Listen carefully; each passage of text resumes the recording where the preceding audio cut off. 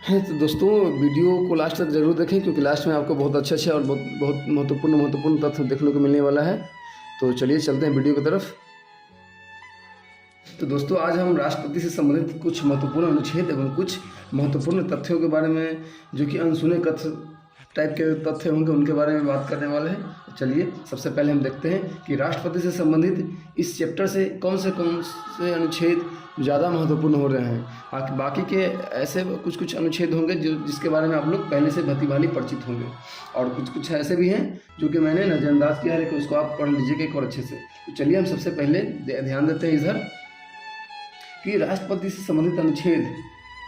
तो इससे संबंधित अनुच्छेद सबसे पहले अनुच्छेद 52 आता है। तो 52 है कि भारत का एक राष्ट्रपति होगा, कहा गया है, तो अनुच्छेद 52 में। उसी तरह कहा गया है संघ की कार्यपालिका शक्ति, तो वो है अनुच्छेद 53 में। अनुच्छेद 52 में कहा गया है भारत का एक राष्ट्रपति होगा और संघ की कार्यपालिका शक्ति राष्ट्रपति में निहित होगा, वो है अनुच्छेद 53। चलिए उसके बाद बात करेंगे आगे कि राष्ट्रपति के निर्वाचन के लिए निर्वाचन मंडल, जो कि निर्वाचन मंडल अनुच्छेद 54 के तहत व्यवस्था किया गया है। उसके बाद है निर्वाचन मंडल में ध्यान देने वाली बातें। इससे कभी कभी क्वेश्चन आता है कि कौन कौन से उसमें सम्मिलित होता है। तो लोकसभा, राज्यसभा एवं विधानसभा का निर्वाचित सदस्य होता है। ध्यान देने वाली बातें हैं दोस्तों कि यहाँ पे कभी कभी पूछ देता है कि कथन कारण विराम दे देगा, उसमें कुल उपस्थित सदस्य, कुल सदस्य इस तरह से है, या फिर निर्वाचित सदस्य। तो इस तरह से ऑप्शन में रहेगा, तो इसमें ध्यान देने की बात है। यहाँ पे होगा क्या, निर्वाचित सदस्य। उसके बाद हम बात करेंगे आगे थोड़ा सा, लेकिन यहाँ पे देख लीजिए एक नोट्स है जो कि इसमें ध्यान देने की बात है। इसमें ये एक तरह से एक्स्ट्रा है जो कि कहीं कहीं से हम खोज के निकाले हैं। यह क्वेश्चन आपको साधारणतः बुकों में नहीं देखने को मिलेगा। तो चलिए जहाँ भी नोट्स आपको दिखा ऐसा लिखेगा, समझिए कि ज़्यादा इंपॉर्टेंट एक तरह से यह तथ्य है। तो तथ्य है कि 17वें संविधान संशोधन अधिनियम 1992 द्वारा केंद्र शासित प्रदेश दिल्ली एवं पुदुचेरी के निर्वाचन सदस्यों को भी शामिल किया जाता है। उस पुद्दू एवं दिल्ली के भी निर्वाचित सदस्यों को शामिल किया जाता है। किसके, तो राष्ट्रपति के निर्वाचन के उपलक्ष्य में। उसके बाद चलिए हम बात करेंगे आगे राष्ट्रपति का निर्वाचन प्रणाली एवं अपनाई गई पद्धति होता है, जो कि अनुच्छेद 55 में बताया गया है। अनुच्छेद 55 में कहा गया है कि राष्ट्रपति का निर्वाचन प्रणाली क्या होगा और उसमें कौन सा पद्धति से उसका निर्वाचन होगा। चलिए आगे हम देखते हैं क्वेश्चन को और आगे देखते हैं फैक्ट्स को, तथ्य को। इससे सभी जितने भी मिलेंगे इसमें सारे के सारे अनुच्छेद हैं। अब राष्ट्रपति की कार्यकाल, कभी कभी पूछता है कि राष्ट्रपति का कार्यकाल 5 वर्ष का है, तो यह कौन से अनुच्छेद में है, तो यह 56वां अनुच्छेद में। राष्ट्रपति का बताया था दोस्तों कि न्यूनतम आयु तो 35 वर्ष है, लेकिन अधिकतम आयु का कोई सीमा निर्धारित नहीं है। ये भी ध्यान में रखने वाली बातें हैं। आगे देखते हैं, कार्यकाल की समाप्ति से पहले राष्ट्रपति अपना त्याग पत्र उपराष्ट्रपति को दे सकता है। हाँ दे सकता है। वह 56 के अनुच्छेद 56 के 1 के क्लॉज क है, या कहीं कहीं आपको मिलेंगे 56 के 1 भी। तो इस तरह से राष्ट्रपति अपना त्याग पत्र उपराष्ट्रपति को देता है। आगे देखते हैं अनुच्छेद 57। अनुच्छेद 57 क्या है तो देख लेंगे हम अभी। तो अनुच्छेद 57 राष्ट्रपति के निर्वाचन की सीमाएं जो कि असीमित है। मतलब सीमाएं मतलब क्या है कि कितने बार तक निर्वाचित हो सकते हैं, नहीं हो सकते हैं, तो असीमित है, अनलिमिटेड है। चाहे कोई भी राष्ट्रपति कितने भी बार तक चुना जा सकता है। तो सीमाएं यानी कि 57 याद रखने के लिए है, तो हम कह सकते हैं अनुच्छेद 57 यानी कि सीमाएं। 57 में क्या है, सीमाएं। इस तरह अनुच्छेद 58 में क्या है, तो अर्हताएँ। 58 अर्हताएँ, इस तरह से याद कर सकते हैं। अर्हताएँ का मतलब होता है, अर्हताओं का मतलब होता है पात्र, जैसे भारत का नागरिक हो, 35 वर्ष पूरे कर चुके हो, इस सब के बारे में होना चाहिए। वह किसी के लाभ के पद पर ना हो, इस तरह से उसका हम कहेंगे, वो अर्हताएँ में आता है। उसके बाद अनुच्छेद 59 में शर्तें, कंडीशन क्या होना चाहिए राष्ट्रपति के ऊपर। अगर कोई राष्ट्रपति बनना चाहता है तो उस पर क्या कंडीशन होनी चाहिए, ये है। इसके बाद है 60 है तो राष्ट्रपति के द्वारा लिया गया शपथ, राष्ट्रपति के द्वारा शपथ। 60 अनुच्छेद क्या है, तो राष्ट्रपति द्वारा लिया जाने वाला शपथ। उसके बाद 61 में आते हैं, 61 होता है महाभियोग। तो अनुच्छेद 61 में है महाभियोग। संसद द्वारा लगाया जाता है। किसी भी सदन में प्रस्ताव को लाया जा सकता है, चाहे यह लोकसभा हो या राज्यसभा हो, कहीं से भी उसके लिए प्रस्ताव लाया जा सकता है। उसके बाद आता है अनुच्छेद 72, जैसे कि आपको दिख रहा होगा अनुच्छेद 72। तो अनुच्छेद 72 है क्षमादान की शक्ति। अब क्षमादान की शक्ति, तो राष्ट्रपति किसी को भी क्षमा कर सकता है। तो क्षमा दान में इस तरह के आपको देखने को मिलेंगे कि दंडादेश को निलंबन कर देता है, परिहार कर देता है, क्षमा एवं लघुकरण की शक्ति राष्ट्रपति को प्राप्त है। उसके बाद अनुच्छेद 71। तो अनुच्छेद 71 है निर्वाचन संबंधी विवाद। अगर राष्ट्रपति का निर्वाचन में कोई वाद विवाद होता है तो यह उच्चतम न्यायालय इसको सॉल्यूशन करता है, उच्चतम न्यायालय इसको सुनता है। यह क्वेश्चन पिछले साल के दरोगा 2446 के प्री एग्जाम में पूछा हुआ क्वेश्चन है। यह प्री एग्जाम में पूछा गया था कि राष्ट्रपति के निर्वाचन संबंधी विवाद का मुद्दे कहाँ लाए जाते हैं। जैसे उसमें ऑप्शन था संसद, राष्ट्रपति, इस तरह से था, उच्च न्यायालय, सर्वोच्च न्यायालय से था। ठीक है, तो यहाँ उच्चतम न्यायालय द्वारा सुलझाया जाता है। इसके बाद क्वेश्चन है, इसके बाद अनुच्छेद आपको देखने को मिलेंगे यहाँ पे। तो एक है 75। तो 75 अनुच्छेद कहता है कि प्रधानमंत्री एवं अन्य मंत्रियों की नियुक्ति मंत्रिपरिषद के आकार एवं उत्तरदायित्व का निर्धारण करता है। तो 75 के अनुसार प्रधानमंत्री एवं अन्य मंत्रियों की नियुक्ति राष्ट्रपति द्वारा किया जाता है एवं मंत्रिपरिषद के आकार एवं उत्तरदायित्व का निर्धारण भी राष्ट्रपति द्वारा किया जाता है। तो यह है अनुच्छेद 75 के तहत। उसके बाद चलिए अनुच्छेद है 79। अनुच्छेद 79। तो 79 में है कि राष्ट्रपति संसद का अभिन्न अंग होता है। कहा गया है कि राष्ट्रपति संसद का अभिन्न अंग हो गया है। कौन सा अनुच्छेद में कहा गया है? तो वह है 79। इसके बाद हम चलते हैं और कुछ महत्वपूर्ण फैक्ट की तरफ। तो महत्वपूर्ण फैक्ट की ओर बढ़ते हुए हम पहले देख रहे हैं कि राष्ट्रपति को प्राप्त शक्तियां हैं। तो कौन कौन सी शक्तियाँ कभी पूछ देता है कि इनमें से कौन सी शक्तियाँ राष्ट्रपति को नहीं प्राप्त है। तो उस तरह से इसमें हम ध्यान देंगे कि राष्ट्रपति को कौन कौन सी शक्ति प्राप्त है। तो पहला है कार्यपालिका शक्ति, विधायी शक्ति, वीटो शक्ति, वित्तीय शक्ति, न्यायिक शक्ति, सैन्य शक्तियाँ, कूटनीतिक शक्ति, आपातकालीन शक्ति, अध्यादेश जारी करने की शक्ति। तो कार्यपालिका शक्ति में देखेंगे कि कार्यपालिका शक्ति है तो और उसमें कौन कौन सी शक्ति के अंतर्गत में आता है उसमें। तो यह है पहला, मंत्री एवं मंत्रिपरिषद की सहायता से शक्ति का प्रयोग करेगा। राष्ट्रपति क्या करते हैं? कार्यपालिका की शक्ति का प्रयोग करते हैं। तो वह मंत्री एवं मंत्रिपरिषद की सहायता से सभी शासन संबंधी कार्य इनके नाम पर होता है। सभी शासन से संबंधित जितने भी कार्य होते हैं वह राष्ट्रपति के नाम से होते हैं। प्रधानमंत्री के सलाह एवं परामर्श पर अन्य मंत्री की नियुक्ति और प्रधानमंत्री के सलाह एवं परामर्श पर अन्य मंत्री की नियुक्ति करता है। तो ये सब राष्ट्रपति की कार्यपालिका शक्ति आता है। अब आइए विधायी शक्ति। विधायी का मतलब कि नियम कानून होता है, सीधा सी बात है। तो वो देखिए विधायी शक्तियाँ में कौन कौन से हैं शक्ति। तो संसद के सत्र को आहूत करना, सत्रावसान करना, लोकसभा भंग करना, एक सदन या संयुक्त सदन में अभिभाषण करने की शक्ति यह राष्ट्रपति को होता है। राष्ट्रपति लोकसभा या संयुक्त अधिवेशन बुला सकता है लेकिन अध्यक्षता तो करता है, तो वो है करने वाला पद धारक, वह है लोकसभा। चलिए हम आगे और बात करेंगे आपसे। दूसरा पॉइंट है कि लोकसभा का निर्वाचन के बाद प्रथम सत्र में सम्मिलित रूप से भाषण करना। अब जब भी लोकसभा का निर्वाचन होता है तो उसमें सबसे जो पहला सत्र होता है उसमें सम्मिलित रूप से यह अभिभाषण करते हैं। तो यह अभिभाषण करने का अधिकार इसको अनुच्छेद 87 के तहत प्राप्त है।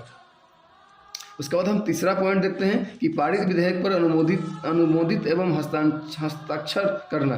अगर कोई विधेयक पारित हो जाता है तो उस पर अनुमोदन करता है और हस्ताक्षर करते हैं। करने की सब सारी शक्तियाँ किसके पास होता है? तो होता है राष्ट्रपति के पास। चलिए हम आगे क्वेश्चन को आगे देखते हैं। कुछ फैक्ट कोड्स यह है कि चौथा फैक्ट है कि संसद में, आपको एक चौथा फैक्ट भी है तो दिखा रहे हैं, संसद में इस तरह के विधेयक पेश करने से पूर्व राष्ट्रपति की अनुमति देने की अनिवार्यता। तो किस तरह के अगर विधेयक को संसद में पेश किया जाता है, संसद में इस तरह के विधेयक पेश करने से पूर्व कौन कौन सा विधेयक पूर्व करने से पहले पेश करने से पहले राष्ट्रपति से अनुमोदन या अनुमति लिया जाता है। तो वह 2, 3, 4 आपको मिलेंगे इसमें देखने को। तो पहला है कि नए राज्य का निर्माण या सीमा में बदलाव लाने से पहले राष्ट्रपति से की स्वीकृति एकदम जरूरी है। तो वह है अनुच्छेद 3। उसके बाद आता है धन विधेयक। अब जब भी धन विधेयक की बात होता है तो धन विधेयक पर राष्ट्रपति की अनुमति जरूरी है। अगर वो अनुमति देगा तभी संचित निधि से खर्च किए जाएंगे, अन्यथा नहीं किए जाते हैं। तो धन विधेयक। उसके बाद है संचित निधि से पैसे निकालने वाले विधेयक। तो धन विधेयक 110 में, और संचित निधि से पैसे निकालने वाले विधेयक होता है वो है 117 में। 117 में ऐसे तो उसको हम विनियोग विधेयक भी बोल सकते हैं। चलिए उसके बाद चलते हैं आगे हम। आपको दिख रहा होगा कि उसके बाद है यदि किसी साधारण विधेयक में दोनों सदनों में किसी एक की असहमति होने पर राष्ट्रपति द्वारा संयुक्त अधिवेशन बुलाया जाना। तो यह अगर कोई वाद विवाद होता है या कोई साधारण विधेयक है तो दोनों सदनों में किसी एक की अगर असहमति या विरोध होने पर राष्ट्रपति द्वारा संयुक्त रूप से अधिवेशन बुलाया जाता है, जिसको कि यह अनुच्छेद 108 के तहत बुलाता है। उसके बाद चलिए हम एक और पॉइंट के बाद ऊपर ध्यान देते हैं। तो एक पॉइंट है कि साहित्य, विज्ञान, कला व समाज सेवा से जुड़े 12 व्यक्तियों को राज्यसभा में एवं दो एंग्लो इंडियन के समुदाय से व्यक्ति को मनोनीत करते हैं। तो वह है 331 के तहत, यह होता है तो 80। राज्यसभा की बात करेंगे तो वो होता है अनुच्छेद 80। और 2 एंग्लो इंडियन को अगर नियुक्त करने की बात आता है जो कि लोकसभा में किया जाता है तो वह है 331 अनुच्छेद में। और कुल पूछता है तो कुल कितने व्यक्ति हो जाएंगे, कुल व्यक्तियों की संख्या हो जाएगा, कुल व्यक्तियों की संख्या होता है 14, यानी कि 12 प्लस 2 अर्थात 14 व्यक्तियों को यह नियुक्त करते हैं। चलिए तो हम आ गए हैं राष्ट्रपति से संबंधित कुछ महत्वपूर्ण तथ्यों पर। यह है सब एकदम स्पेशल तथ्य हैं जो कि आपको याद कर लेना चाहिए, एक बार 2 बार इसको देखना चाहिए। तो चलिए पहला तथ्य की तरफ ध्यान देते हैं कि भारत के राष्ट्रपति के पास 3 तरह के वीटो शक्तियां हैं। वह शक्तियां हैं आत्यंतिक वीटो, निलंबनकारी वीटो और पॉकेट वीटो। तो ये 3 तरह के वीटो की शक्ति प्राप्त है भारत के संविधान के तहत राष्ट्रपति को। संविधान का अनुच्छेद 111 राष्ट्रपति को वीटो की शक्ति प्रदान करता है। तो इस तरह से क्वेश्चन बन सकते हैं कि किस अनुच्छेद के तहत राष्ट्रपति को वीटो की शक्ति है, तो वह है अनुच्छेद 111। इसी के तहत यह कोई विधेयक पर अपनी स्वीकृति दे सकता है, नहीं दे सकता है, या कोई जवाब नहीं दे सकता है। चलिए उसके बाद हम बात करेंगे आगे। तो सर्वप्रथम पेप्सू विनियोग विधेयक के संबंध में वीटो का प्रयोग 1954 ईस्वी में करने वाले राष्ट्रपति कौन है, तो है राजेंद्र प्रसाद। राजेंद्र प्रसाद जी द्वारा ही 1954 में प्रथम वीटो का प्रयोग किया गया था, वो भी पेप्सू एक्ट के तहत। एक है निलंबनकारी वीटो, एक होता है पॉकेट वीटो जो कि जीवी वीटो भी इसको बोलते हैं। तो निलंबनकारी वीटो का प्रयोग करने वाले प्रथम राष्ट्रपति थे APJ अब्दुल कलाम आजाद। उसके बाद संयुक्त अधिवेशन बुलाने की शक्ति किसको है, तो राष्ट्रपति में होता है, जो कि 108 अनुच्छेद के तहत होता है। इसकी अध्यक्षता कौन करता है, संयुक्त अधिवेशन की अध्यक्षता लोकसभा करते हैं, ना कि और राष्ट्रपति। संयुक्त अधिवेशन कभी भी हो तो इसमें कोई कन्फ्यूजन नहीं होना है, यह लोकसभा अध्यक्ष ही इसका अध्यक्षता करते हैं। यहाँ देखिए यहाँ। उसके बाद है क्या धन विधेयक राष्ट्रपति की पूर्व अनुमति का संसद में प्रस्तुत किया जा सकता है, तो हाँ, धन विधेयक होगा तो यह राष्ट्रपति से अनुमति लेने की आवश्यकता नहीं होती है। इसमें राष्ट्रपति के अनुमति के पूर्व ही यह संसद में प्रस्तुत किया जा सकता है, वह जो कि अनुच्छेद 117 के तहत। उसके बाद अनुदान है 115, अनुदान से संबंधित है अनुच्छेद है तो 115। उसके बाद आता है राष्ट्रपति द्वारा अध्यादेश जारी करने का शक्ति, तो है अनुच्छेद 123। तो 6 माह के भीतर अगर संसद द्वारा अनुमोदित करना है इसका आवश्यकता है, नहीं तो संसद के सत्र स्टार्ट होने के अगर 6 माह तक इसका अनुमोदन नहीं होता है तो वह अध्यादेश खुद ही समाप्त हो जाता है। चलिए एक फैक्ट और यहाँ पे दिख रहा होगा आपको, किस अनुच्छेद के तहत आकस्मिकताओं में राज्यपाल के कार्यों के निर्वहन हेतु उपबंध करता है। तो किस अनुच्छेद के तहत राष्ट्रपति को आकस्मिकताओं में राज्यपाल के कार्यों का निर्वहन करने की शक्ति है, तो है 160। और ध्यान देने वाली बात है दोस्तों कि 161 में क्या है, तो क्षमादान की शक्ति है, जो कि राज्यपाल द्वारा किए जाते हैं। चलिए आगे हम बात करते हैं। एक देखिए यहाँ पे एक ध्यान दीजिए आप लोग कि यहाँ पे एक पॉकेट वीटो है। या जेवी वीटो भी कह सकते हैं। तो जेवी वीटो का प्रयोग सर्वप्रथम 1986 में डाकघर अधिनियम पर ज्ञानी जैल सिंह द्वारा किया गया था। तो ध्यान देना है कि पॉकेट वीटो, सभी वीटो पर अलग अलग राष्ट्रपतियों का नाम है और अलग अलग प्रयोग किए हैं। उसके बाद ध्यान दीजिए इधर अगले पॉइंट की तरफ चलते हैं। सर्वोच्च न्यायालय के न्यायाधीश को उसके पद हटाने का अधिकार, उसके पद से हटाने का अधिकार किसे है? तो है राष्ट्रपति। सर्वोच्च न्यायालय के न्यायाधीश को, मुख्य न्यायाधीश नहीं दोस्तों, मुख्य न्यायाधीश को महाभियोग द्वारा हटाया जाता है और उसके न्यायाधीश, अन्य न्यायाधीश को राष्ट्रपति द्वारा हटाया जाता है अनुशंसा होने के बाद। परामर्श की शक्ति 143 में अनुच्छेद 143 में है, जो कि राष्ट्रपति को होता है। उसके बाद है, क्या भारत का राष्ट्रपति दोनों सदनों की चर्चा में भाग लेते हैं? तो नहीं। यदि दोनों सदन का चर्चा चल रहा होता है तो उसमें राष्ट्रपति को भाग लेने की शक्ति नहीं होती है। आगे देखिए, किसी विशेष या भौगोलिक क्षेत्र को अनुसूचित घोषित करने की शक्ति संविधान में, यानी कि संवैधानिक शक्ति किसे प्राप्त है? तो है राष्ट्रपति को प्राप्त है। उसके बाद देखिए, उच्च न्यायालय के न्यायाधीश की नियुक्ति कौन करता है? तो है राष्ट्रपति ही करते हैं। ध्यान, यहाँ पे कंफ्यूजन नहीं होना है। कितने लोगों को मन में कंफ्यूजन हो जाता है कि उच्च न्यायालय है तो यह राज्य में है, राज्य का सर्वोच्च न्यायिक अंग है तो वो है, उसका स्थापना राज्यपाल द्वारा किया जाएगा। तो ऐसा नहीं है, यह उच्च न्यायालय के न्यायाधीशों की भी नियुक्ति राष्ट्रपति द्वारा किया जाता है। आगे देखिए, भारतीय राष्ट्रपति जो बिहार के राज्यपाल भी रह चुके हैं तो है डॉक्टर जाकिर हुसैन, और अभी अभी रामनाथ कोविंद जी रहे हैं।